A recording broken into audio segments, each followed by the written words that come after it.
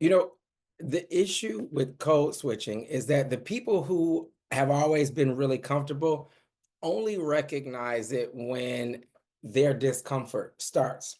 Whereas the vast majority of us have always come to work or been in public spaces or been outside of our home and been generally uncomfortable. I read a study recently that I referenced in the article that said that in workplace culture, at the point that there's 13% women in the company, the men in the company feel like the company has been overrun with women. And I think that's similar for every sort of minority group. If you do one Black event or one Latino event or one disabled event, everyone's like, everything here is about disabled people this week.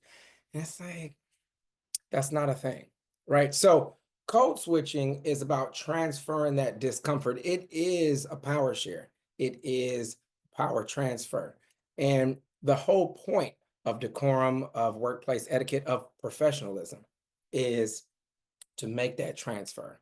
And we're better distributing the general discomfort of coming to work. Welcome back to JFK Values.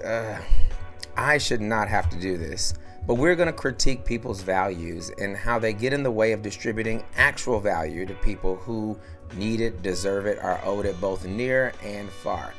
I'm your host, James Felton Keith, and this is being brought to you by the Keith Institute. This is yet another critique on inclusionism, where we like to say individuals are at their best when they identify with a community, and of course, communities are only at their best when they identify all of their individuals. So let's get right to it. Welcome back, everybody. I wanted to spend a little bit of time today talking about my latest op-ed for Forbes Business Council, and particularly questions I've been getting about the word code switch or the language of code switching. So I use code switching in this particular article to talk about the new widening gap in gender equity, that is pay equity specifically across the genders, not only in the United States, but everywhere else. And I think in this era of pushback on deliberate equity inclusion, or DEI, um, we start to see for the first time in 2 decades a widening of the gender pay gap. And I think it is directly related to um, a lack of intentional, deliberate chipping away at structural barriers that might exist to compensate women in the same way that men are compensated. I think there are many fallout effects of this specific to other protected classes, whether they be education background or neurodivergence or disability or race or age or you name it. Um, but specifically, I titled this article Code Switching, and I talked about how code switching can be valuable in lowering the barriers to pay equity, because I don't think that it's a word that people typically use when they think about equality or equity. Now, for anyone who knows me, they know I'm less of an equality advocate and more of an equity advocate, because I think that we all need different things to participate well in the sandbox of life, whether that is specific to our workplace or anywhere else. But on that note, I was approached by a colleague of mine. We worked together on a few national, international projects specific to the ISO 30415 standard for diversity, equity, inclusion, and belonging. I know that's a mouthful, but anyway, this woman, this white woman of a certain age, told me in confidence one week that she wasn't very confident in our ability, just meaning our as a global society, and our ability to achieve our goals around DEI.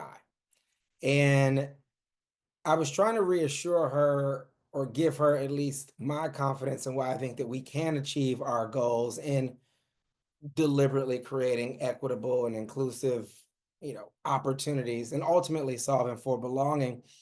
And I really referenced code switching. I was like, I know that we can get people's general behavior to change because I do it every day. I put on this white shirt, I dress up because I am not as comfortable in front of people, even in front of a camera, as I am on my couch or in my bedroom or in my bathroom or just in my living room or at home. But I told her a few people go to work every day. In this country, in the United States of America, they may be cis white men, and in India, they may be Hindu men. In every country, there are people that come to work with a general comfortability that the rest of us don't come to work with. And the rest of us are familiar with this term code switching because we tamper down who we might otherwise be just a little bit to participate well at work. We're generally uncomfortable at work. I remember, when I started my career, I'd always go to work. I'd never take the dark jacket, that I was wearing above and around my white shirt off because I was sweating. And I didn't want anyone to see the stains. I didn't want anyone to see exactly how uncomfortable I might be in a given situation. And anyway, what I told this colleague of mine was, I think we can build infrastructure to incentivize those hyper comfortable people to code switch just a little bit more to where the workplace, the environment is generally more comfortable. Now, I'll reference this a few weeks ago. I was giving a talk about one of my latest books, Data is Labor. And during this talk, it was, at a large insurance company, and there were young people in the room, and the conversation veered off from the topics of the book into just wisdom about the workplace and young people asking for advice around, where they work and how they might grow. And this young woman stood up and she said, aren't the things that you're talking about with regards to code switching, because I made the code switching reference around our real objective with DEI is to get people with a whole lot of power in a given situation to code switch just a little bit to make the work environment more accommodating, at least a little bit, for the lot of us. And anyway, this young woman stood up and just said, isn't that the exact opposite what everyone's telling us to be and bring our whole self to work and be authentic? And yes and no. There's always a bit of a tug of war between who you might actually be at home, which might be a wreck, which might be a complete genius, which might be a great person, and who you bring to work. When you're at work, we're trying to complete a series of tasks. I don't necessarily want to know everyone that you might be at home. I don't necessarily want to hang out or create a bunch of besties at work. I might create, new friends, new long-lasting stronghold relationships via work, via how much time we put into work or how I connect with those people. But my initial goal at work, which is why again, when we leave the comforts of our bathroom, our bedroom, even into if we live in a large family, we come out, we're wearing at the very least, often, at least, a shirt, a robe, some house shoes, you name it, socks, all sorts of things. I think about my little sister. She didn't like when I wouldn't wear socks. She didn't like feet. There was nothing wrong with my feet, at least I didn't think, especially, as a kid. But I wear socks around her because she appreciated it.